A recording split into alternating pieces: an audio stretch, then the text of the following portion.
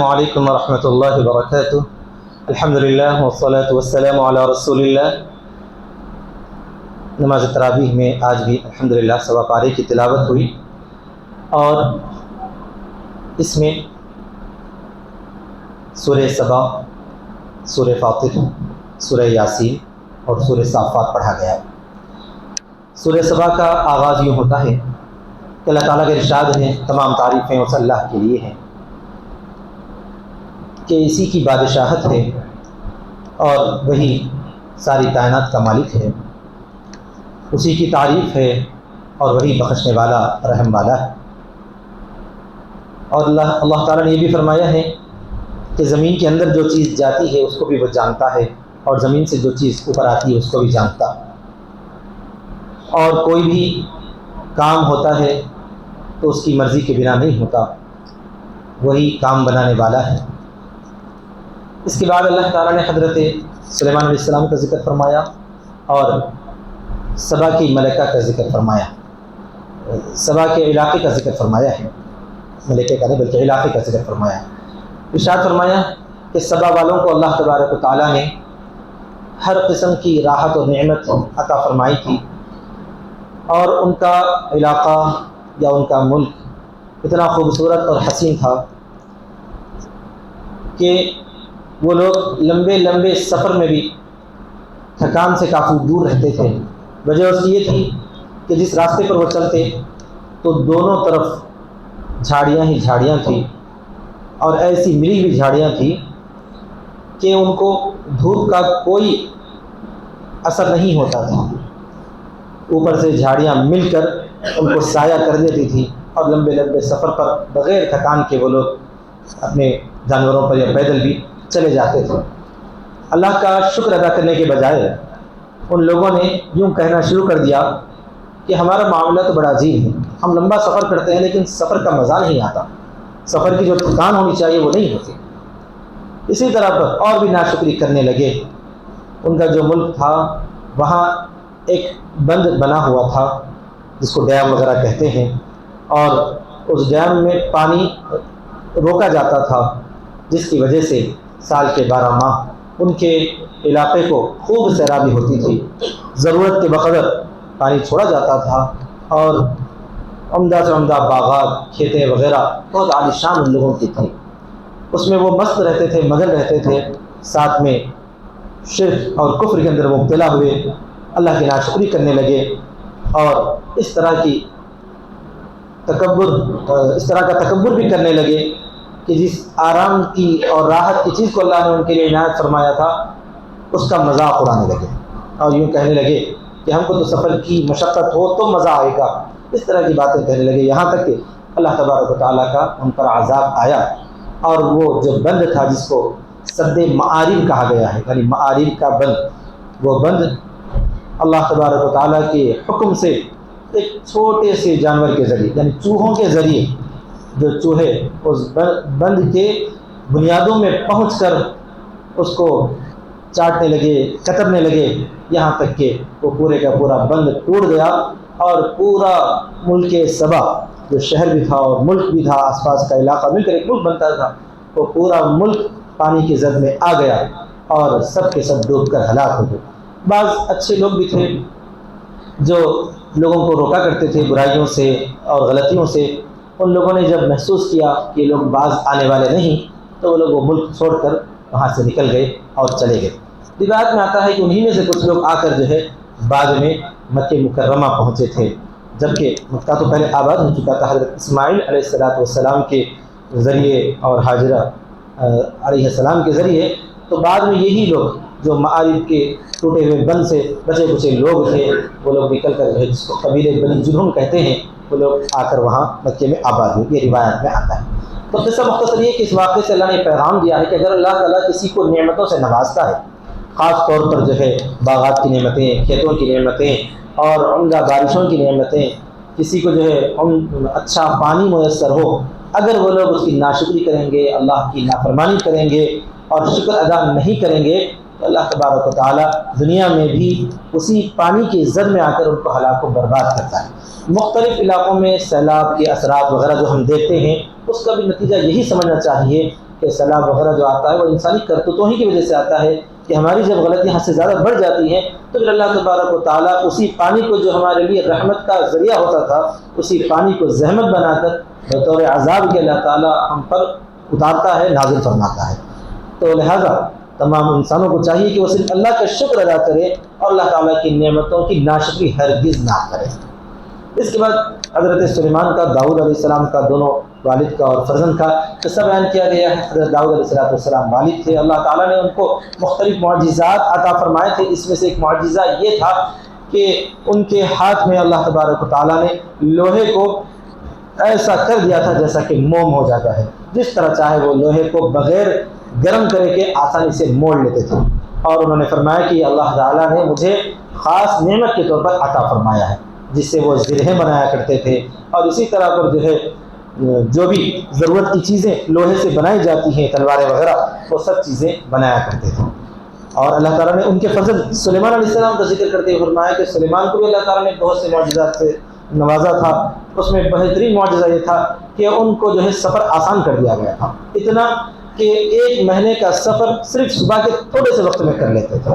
اور 1 مہینے کا سفر شام کے تھوڑے سے وقت میں کر لیتے تھے۔ وہ کس طرح پر اللہ نے ہوا کو ان کی تابع کر دیا تھا، وہ تخت پر بیٹھ جاتے تھے اور ہوا کو حکم دیتے تھے تو ہوا لے کر انہیں جہاں یہ چاہتے چل جاتی تھی۔ تو بڑا عجیب نظر آتا تھا کہ اتنا بڑا جو ہے تخت کس طرح پر اپنے پورے لشکر کے ساتھ سلیمان علیہ السلام جا رہے ہوں گے، لیکن اللہ تعالیٰ نے اس معجزے کی وضاحت آج کے دور میں اس طرح پر کر دی کہ ہوائی سفر بھی آسان ہو گیا ہے۔ بڑے بڑے جو ہے ہوائی جہاز اور سینکڑوں مسافروں کو لے کر ایک طرف سے دوسری طرف جو آسانی کے ساتھ پہنچ جاتے ہیں۔ تو اس زمانے میں ایسی کوئی ٹیکنالوجی نہیں تھی، لیکن بطور معجزے کے حضرت سلیمان علیہ السلام کو یہ چیز عطا فرمائی گئی تھی۔ اور بھی آگے یہ تھا کہ اللہ تعالیٰ نے ان کے تحت میں جنات کو بھی کر دیا تھا۔ جنات ایک مخلوق ہے جو ہمیں نظر نہیں آتی، لیکن اللہ تبارک و تعالیٰ نے اس مخلوق کو رکھا ہے، اس میں بھی نیک اور بد ہر قسم کے ہیں۔ حضرت سلیمان علیہ السلام کو وہ نظر آتے تھے، اور سلیمان علیہ السلام ان کو اپنے ماتحت کر کے ان سے بڑے بڑے کام لیا کرتے تھے۔ یہاں تک بھی ہے کہ حضرت سلیمان علیہ السلام نے ان سے شہر بیت المقدس جو اس زمانے میں ایلیا یا کسی اور نام سے موسوم تھا، اس شہر کی تعمیر کروائی تھی۔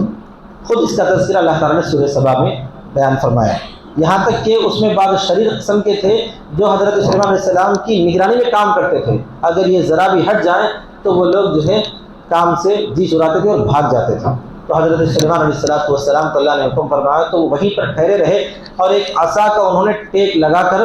قیام کیا، اور وہ آسانی لاٹھی کو ٹیک لگا کر وہ ٹھہرے رہے، یہاں تک کہ ملک الموت ان کے پاس آ گیا اور ان کی وفات بھی ہو گئی۔ وہ ویسے ہی ٹھہرے رہے، کتنے دن گزر گئے پتہ نہیں، یہاں تک کہ ان کی جو لاٹھی تھی اس کو دیمک نے چاٹ دیا تو وہ لاٹھی ٹوٹ گئی، اور سلیمان علیہ السلام زمین پر آ رہے۔ تو اس وقت جنات کو محسوس ہوا کہ ان کی وفات ہو چکی ہے، اور اب ہم اتنے دنوں سے ایسے ہی دیکھ رہے ہیں جیسا کہ ٹھہرے ہوئے ہیں۔ اور جنات نے یوں کہا کہ اگر ہم کو پتہ ہوتا کہ یہ انتقال کر چکے ہیں تو ہم تو یہاں پر ٹھہر کر اتنے سخت مشکل کام میں لگے نہیں رہتے تھے، یہیں سے تو چلے جاتے تھے۔ اللہ تعالیٰ نے اس کے نتیجے میں یہ بیان فرمایا ہے کہ یہ اس بات کی نشانی ہے کہ جنات کو غیب کا علم نہیں ہے۔ اگر انہیں غیب کا علم ہوتا تو وہ اتنے دنوں تک حضرت سلیمان علیہ السلام کی موت کے بعد بھی ٹھہرے ہوئے نہیں رہتے تھے۔ تو خلاصہ یہ ہے کہ جو لوگ جنات کو غیب کا علم ہے خیال کرتے ہیں، ان کا خیال سراسر باطل ہے۔ بہت سارے لوگ جو نجومیوں کے پاس جاتے ہیں اور اپنے ہاتھ دکھانے والوں کے پاس جاتے ہیں، ان سب کا حال یہی ہے کہ وہ سمجھتے ہیں کہ یہ جو نجومی ہیں یعنی ہاتھ دیکھ کر مستقبل بتانے والے جھوٹے لوگ ہیں، صرف دعویٰ کرتے ہیں کہ ہم کسی کا ہاتھ دیکھ کر بتاتے ہیں کہ آگے ان کے ساتھ کیا ہوگا، صرف تکا مارتے ہیں، کچھ نہ کچھ کہہ دیتے ہیں کہ تم آگے چل کر اچھا پڑھو گے، یا آدمی کی کیفیت دیکھ کر بول دیتے ہیں کہ تم آگے چل کر نقصان میں اٹھاؤ گے، لیکن نقصان سے ایک وقت میں باہر بھی نکل جاؤ گے۔ وہ تو آدمی کی زندگی میں ہوتا ہی ہے، کبھی نقصان ہوتا ہے، کبھی فائدہ ہوتا ہے، کبھی وہ ہارتا ہے، کبھی جیتتا ہے۔ تو اس طرح کی جو اوٹ پٹانگ کی باتیں کرتے ہیں اور لوگ ان کے پاس جا کر سمجھتے ہیں کہ وہ لوگ صحیح بات بتا رہے ہیں، نعوذ باللہ۔ نبی اکرم صلی اللہ علیہ وسلم نے یہاں تک فرمایا ہے من اتی عرافا فقد اشرک، مطلب یہ ہے کہ جو آدمی کسی نجومی کے پاس جاتا ہے، اس کو ہاتھ دکھاتا ہے یا اپنے مستقبل کے بارے میں اسے پوچھتا ہے تو اس نے شرک کیا ہے۔ اللہم احفظنا، کتنا خطرناک چیز ہے۔ مطلب یہ ہے کہ کسی کو عالم الغیب ماننا اللہ کے ساتھ شریک کرنے کے برابر ہے۔ تو یہاں تو اللہ تعالیٰ نے سورہ سبا میں واضح طور پر بیان فرمایا کہ جنات کو غیب کا علم نہیں تھا۔ اب یہ لوگ جو ہوتے ہیں بعض مرتبہ جادو کا دعویٰ کرنے والے یا آئندہ کی خبریں بتانے کا دعویٰ کرنے والے بھی کہتے ہیں کہ ہمارے پاس موکل ہوتے ہیں، جنات ہوتے ہیں، وہ آ کر جو ہے تمہاری کنڈلی بتاتے ہیں اور آگے کے بارے میں خبر دیتے ہیں کہ تمہارے ساتھ یہ ہونے والا ہے، وہ ہونے والا ہے۔ یہ سراسر جھوٹ ہے۔ ان کے پاس کچھ جو ہے ایسی ٹیکنیک ہوتی ہے یا کوئی ایسی چال بازی ہوتی ہے کہ وہ آدمی کے ذہن سے کھیلتے ہیں اور آدمی بیچارہ مجبور بے بس روتا دھوتا ان کے پاس پہنچتا ہے۔ وہ لوگ خود آخری جاہل مطلق ہوتے ہیں، ان کو کچھ پتہ نہیں ہوتا، صرف آدمی کے ذہن سے کھیلنا جانتے ہیں۔ اسی وجہ سے آدمی جو ان کے پاس پہنچتے ہیں اپنا روپیہ بھی برباد کر دیتے ہیں، وقت برباد کر دیتے ہیں اور اپنا ایمان ضائع کر دیتے ہیں۔ اسی وجہ سے کبھی بھی کسی نجومی کے پاس جو جنات وغیرہ کا جو ہے علم رکھتے ہوئے ان سے کام لینے کا دعویٰ کرنے والے لوگ ہیں، ان کے پاس نہیں پہنچنا چاہیے، ورنہ ہمارا ایمان ضائع ہو جاتا ہے۔ تو بہرحال تو قرآن مجید سے ثابت ہے کہ جنات کو غیب کا علم نہیں ہے، وہ آئندہ کے بارے میں خبر نہیں رکھتے۔ لہذا کوئی آدمی یہ کہتا ہے کہ میرے پاس جن ہے وہ آئندہ کے بارے میں خبر بتائے گا تو وہ بھی شرک کرنے والا ہے، تو ایسے آدمی کے پاس قطعاً نہیں جانا چاہیے۔ پھر اس کے بعد جو ہے سورہ فاطر ہے، اللہ تعالیٰ نے سورہ فاطر میں وہاں پر بھی اللہ کی تعریف کے ساتھ سورہ کا آغاز ہوتا ہے۔ تمام تعریفیں اس اللہ کے لیے ہے جس نے آسمان و زمین پیدا فرمایا ہے، ساتوں آسمان بنائے، زمین بنائی، اور جو ہے وہی فرشتوں کو جو ہے اپنے اپنے کام میں لگا رکھا ہے، فلاں اور فلاں۔ اسی کے ساتھ ساتھ اللہ تعالیٰ نے اپنی نعمتوں کا ذکر کرتے ہوئے فرمایا کہ پروردگار وہ ہے جس نے 2 دریائیں چلائی ہیں، یعنی سمندر، ایک سمندر اور ایک دریا۔ جو سمندر جو ہے کھارے پانی کا ہوتا ہے اور دریا میٹھے پانی کی ہوتی ہے، کہیں تو دونوں ایک جگہ مل جاتے ہیں لیکن دونوں کا پانی بالکل الگ الگ رہتا ہے، کھارا پانی کھارا ہی رہتا ہے اور میٹھا میٹھا ہی رہتا ہے۔ یہ اللہ تبارک و تعالیٰ کی ایک جو ہے نشانی ہے، اور ان دونوں کے درمیان اللہ تعالیٰ نے ایک ایسا آڑ رکھا ہے کہ دونوں ایک دوسرے کے اندر مل نہیں پاتے۔ یہ اللہ کے قدرت کی نشانیوں میں سے ہے۔ اسی کے ساتھ ساتھ پروردگار نے یہ بھی ارشاد فرمایا ہے کہ لوگ 3 قسم کے ہیں۔ ایک وہ ہیں جو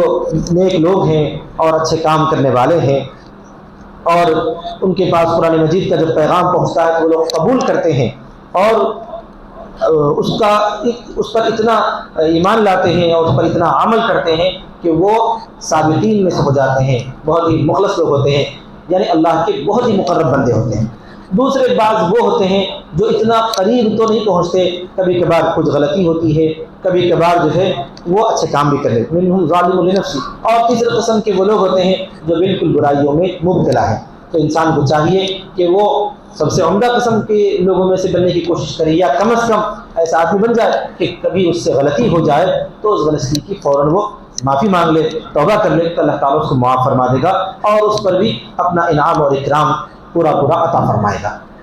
پھر اس کے ساتھ ساتھ سورہ یاسین ہے۔ آپ جانتے ہیں کہ سورہ یاسین کو قرآن مجید کا دل قرار دیا گیا ہے۔ اللہ تعالیٰ نے اس میں توحید، رسالت، آخرت وغیرہ کھول کھول کر بیان فرمایا ہے۔ ارشاد فرمایا ہے کہ لوگوں کو سمجھنے کے لیے اللہ تعالیٰ بیان فرما رہا ہے کہ مرنے کے بعد کس طرح زندہ کریں گے۔ یعنی بعض مرتبہ کسی انسان کے ذہن میں صبح پیدا ہو سکتا ہے، سوال آ سکتا ہے کہ آخر موت کے بعد زندگی کیسے ہوتی ہے، تو اللہ تعالیٰ نے اس کے بارے میں فرمایا وَآیَةٌ لَهُمُ الْأَرْضُ الْمَيْتَةُ، مردہ سرزمین اس کی نشانی ہے کہ اللہ تعالیٰ زندہ کیسے کرتا ہے۔ مردہ زمین کا مطلب یہ ہے کہ زمین پر جب جو ہے سوکھا پڑ جاتا ہے، بالکل ایسی سوکھی ہو جاتی ہے کہ محسوس ہوتا ہے کہ اب اس پر کوئی سبزہ اگے گا ہی نہیں، لیکن جب اس پر تھوڑا سا تری آ جاتی ہے، تھوڑی سی بارش ہوتی ہے، پھر اسی سوکھی پڑی ہوئی مری ہوئی زمین کو اللہ تعالیٰ تر و تازہ فرماتا ہے اور اس میں سے سبزے اگ آتے ہیں۔ یہی نشانی اس بات کی کہ اللہ تعالیٰ مرنے کے بعد انسان کو زندہ فرماتا ہے۔ پھر اللہ تعالیٰ کی قدرت کی نشانیوں میں رات کو ذکر فرمایا ہے وَآیَةٌ لَهُمُ اللَّيْلُ نَسْلَخُ مِنْهُ النَّهَارَ فَإِذَا هُمْ مُظْلِمُونَ۔ رات ایک ایسی نشانی ہے کہ اللہ تعالیٰ جو ہے دن کو کھینچ کر رات کو طاری کر دیتا ہے اور پورا شہر جو ہے یا پورا ملک اندھیرا ہو جاتا ہے۔ یہ اللہ تعالیٰ کی قدرت کی نشانی ہے۔ رات قدرت کی نشانی ہے، دن قدرت کی نشانی ہے، اور اللہ تعالیٰ کی قدرت کی نشانی میں سیارے ہیں جو اللہ تعالیٰ نے بنائے ہیں۔ کل فی فلک یسبحون، ہر سیارہ اپنے مدار میں گردش کر رہا ہے ایسا جیسا کہ تیر رہا ہے۔ یہ سب اللہ تعالیٰ نے اس میں قدرت کی نشانیاں بیان فرمائی ہیں، اور فرمایا ہے پاک ہے اس اللہ کی ذات کہ جو اس کے ہاتھ میں ہر طرح کی قدرت ہے، وہ جو چاہتا ہے کرتا ہے، کوئی اس کو روکنے والا نہیں ہے، کوئی اس کے فیصلے پر اعتراض کرنے والا نہیں۔ یہ سورہ یاسین کا پورا خلاصہ ہے، جس میں زیادہ تر اللہ کی قدرت کی نشانیوں کا ذکر فرمایا گیا ہے، قیامت کا منظر ذکر کیا گیا ہے۔ جب قیامت میں جو سور میں پھونک ماری جائے گی تو تمام انسان جو آدم علیہ السلام سے لے کر قیامت تک جتنے مر چکے ہیں وہ سب کے سب زندہ ہوں گے اور میدان حشر کی طرف تیزی کے ساتھ چل پڑیں گے، اور اس طرح تیز دوڑیں گے کہ ان کو جو کسی اور چیز کا کوئی احساس نہیں ہوگا، بس اس بلانے والے کی طرف ہی دوڑ پڑیں گے۔ وہ ایسا دن ہوگا کہ جس دن کسی نفس پر کچھ بھی ظلم نہیں ہوگا، ہر ایک کو اس کے کیے کا پورا پورا اجر ملے گا۔ اچھے کام کریں گے تو انعام ملے گا، برائیاں کریں گے اور بغیر توبہ کے مریں گے تو اس کی سزا بھگتنی ہوگی۔ یہ اللہ تعالیٰ نے بیان فرمایا۔ پھر اس کے بعد سورہ صافات ہے، سورہ صافات میں بھی اللہ تعالیٰ نے جنت اور دوزخ کا ذکر فرمایا ہے۔ ارشاد فرمایا کہ جنت کی نعمتیں ایسی ہیں کہ ان نعمتوں میں بہت ہی راحتیں ہیں، آرام ہے، جنت والے خوش و خرم رہیں گے اور مزے سے رہیں گے، آپس میں بات چیت کرتے رہیں گے، گفتگو کرتے رہیں گے اور بولیں گے کہ میرا ایک دوست تھا، دنیا میں تو بڑی بڑی ڈینگیں مارا کرتا تھا اور میں اسے دیکھنا چاہتا ہوں، وہ کہاں ہے؟ جب وہ دیکھے گا تو وہ دوزخ میں پڑا ہوا اس کو نظر آئے گا۔ اور دوزخ والوں کا حال یہ ہے کہ وہ لوگ سزا میں مبتلا رہیں گے۔ زقوم کا ایک درخت رہے گا، اس کو کھانے کے لیے دیا جائے گا۔ زقوم کا درخت دوزخ کے اندر، جہنم کے اندر وہ زقوم کا درخت کا مطلب یہ ہے کہ وہ آگ کے اندر بھی جو ہے تر و تازہ درخت نظر آئے گا اور وہ انتہائی خطرناک کانٹے دار رہے گا۔ جہنمی لوگ، دوزخی لوگ بھوک سے بےتاب ہو کر اسی کانٹے دار درخت کو کھانے کی جب کوشش کریں گے تو جو ہے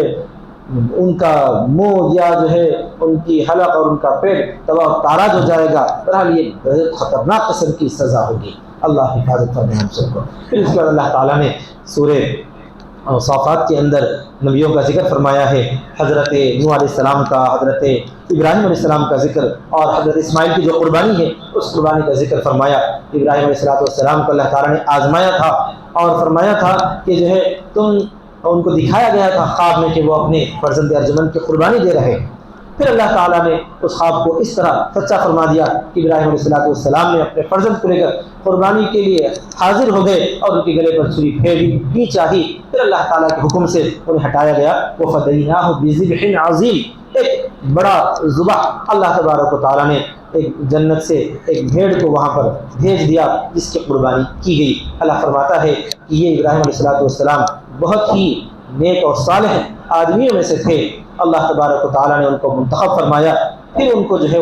اور ایک فرزند حضرت اسحاق علیہ السلام کی بشارت دی۔ پھر موسیٰ اور ہارون کا بھی ذکر آیا۔ پھر حضرت الیاس علیہ السلام کا یہاں پر خاص طور پر ذکر آیا کہ سلام علی الیاسین، کہ وہ لوگ اپنے قوم کے پاس پہنچے جو لوگ بعل نامی بت کی پوجا کرتے تھے، ان کو انہوں نے سمجھایا کہ دیکھو اس کی پوجا مت کرو، صرف اللہ کی عبادت کرو۔ ان میں سے جو لوگ مان لیے وہ لوگ کامیاب رہے، اکثر لوگوں نے نہ مانا تو ان پر عذاب آ گیا۔ پھر اس کے بعد اللہ تعالیٰ نے حضرت یونس علیہ السلام کا ذکر فرمایا اور اس سورہ کے اختتام میں یہ فرمایا گیا ہے کہ لوگوں کو اللہ تبارک و تعالیٰ کی تعریف کرتے رہنے چاہیے اور یوں کہتے رہنا چاہیے کہ سبحان ربک رب العزت عما یصفون، پاک ہے آپ کا رب جو کہ عزت والا ہے ان باتوں سے جس کی کافر لوگ صفت بیان کر رہے ہیں۔ وسلام علی المرسلین، رسولوں پر سلام ہو، والحمد للہ رب العالمین، تمام تعریفیں اللہ ہی کے لیے ہیں جو سارے عالموں کا پالن ہار ہے۔ اللہ تبارک و تعالی ہم سب کو کہنے سننے سے زیادہ عمل کی توفیق عطا فرمائے۔ وآخر دعوانا الحمد للہ رب العالمین۔